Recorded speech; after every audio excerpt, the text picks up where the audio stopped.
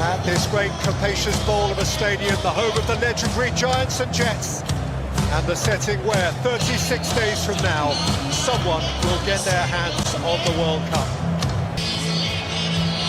As you see, the excitement, the enthusiasm for this game is evident.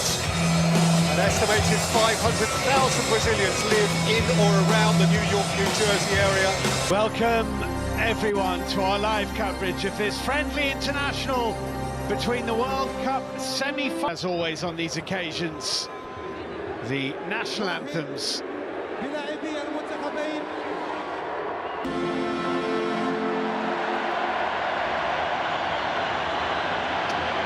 I suspect the next couple of months for Walid Regragui's terrific side.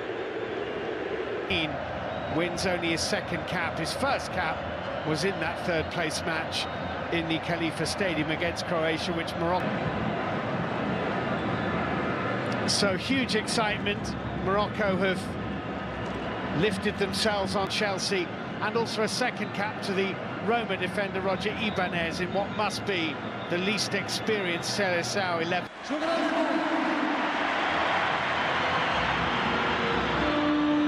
So it's a return to some White Sox, and off we go in this prestige international in Tangier. And now Brazil will look to counter. And Emerson goes to ground for Yassi Bono. Here he is. Walid Regrague. You can tell that Roger Menezes has worked with the Brazilian under-23s because he's included a pretty hefty.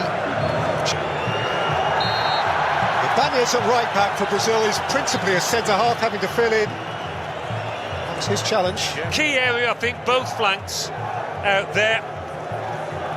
I think of Rafinha attacking Mazraoui. And he's sent it back to the shot, which is hoisted away by Gabriel.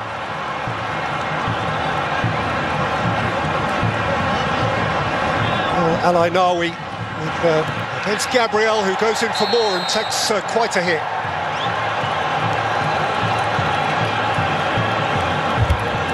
It's a ball that both were entitled to go for. Barry! What a finish!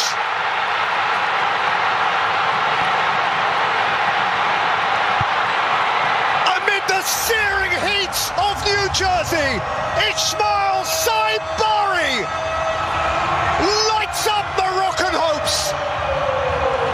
That was deliciously cool. But they've looked vulnerable, Brazil, every time Morocco have come at them. But this ball by Brahim Diaz was right through the heart of that Brazilian back four for this lad to run onto, and boy, did he take it confidently. How much time has he got? Enough to look up. Perfectly weighted. I wondered whether Saibari was going to... Vinicius Junior lashes in the equaliser. A superstar goal for Brazil. The point of brilliant Brazilian difference.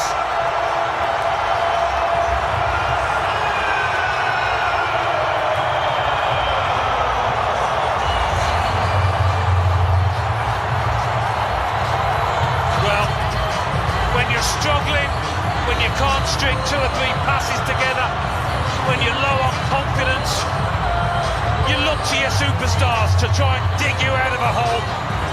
And Vinicius Junior has just done that. Kibi. And his ankle tapped, he's got a free kick for that. Well, he's had a tough time, Hakimi, against his ex-teammate. Neymar is a spectator, which is the last thing he really wanted to be. He is anticipated he should be fit. Daniels ran into Diaz, and Morocco have a free kick.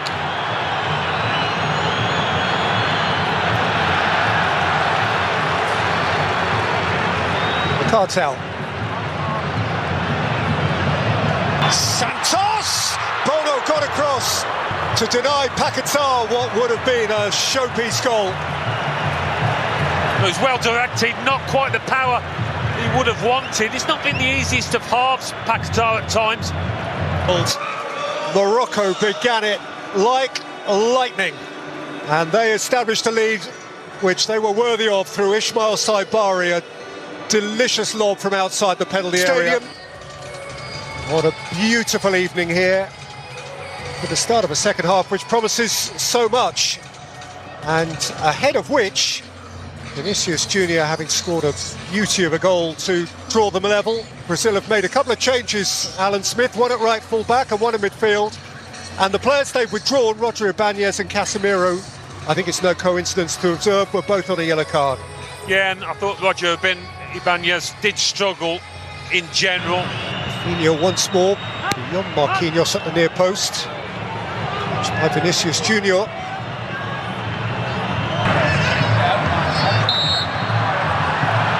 Qatar referees brought it back. Kimi is writhing.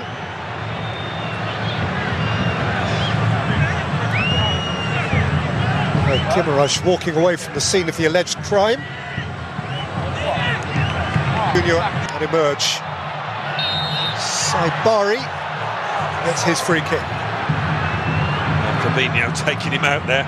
That's partly why he's on the pitch.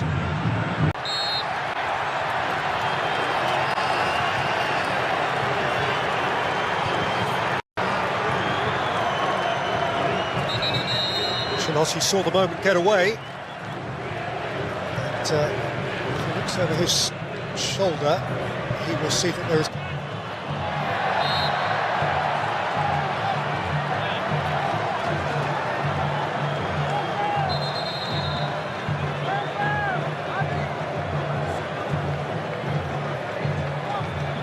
He's really covered some ground, but he couldn't quite get there in time, I don't think.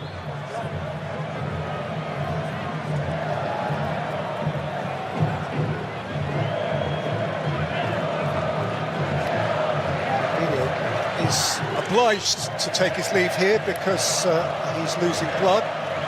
And here finally come those Moroccan changes which have been in the offing for quite a while. Jemstein Talbi is on to be introduced. Enrique driven across in front of Rafinha, who just could not get a toe on it.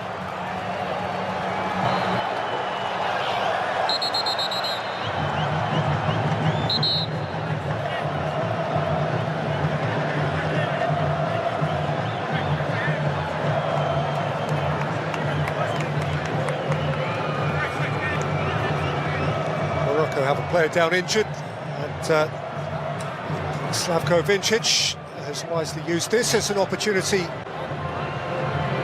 to invite the players to take a hydration break.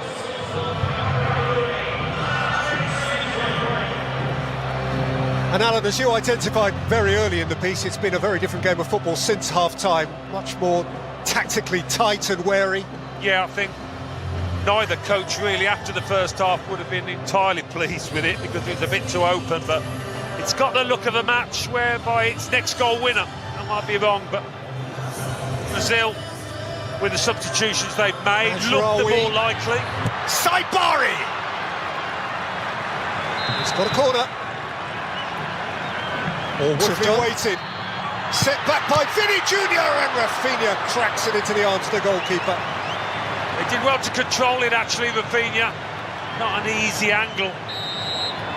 Thrusting. Mateus Cunha went to ground and asked a question, and the answer was corner. Yeah, he's so dangerous, so inventive. Almost gone down again.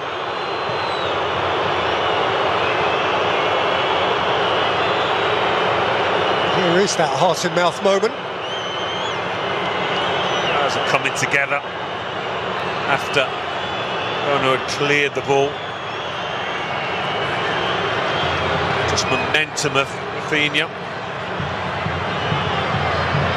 Of course, again, what we do know ahead of this World Cup is that it is the Moroccan supporters around us who are on their feet. They are the believers.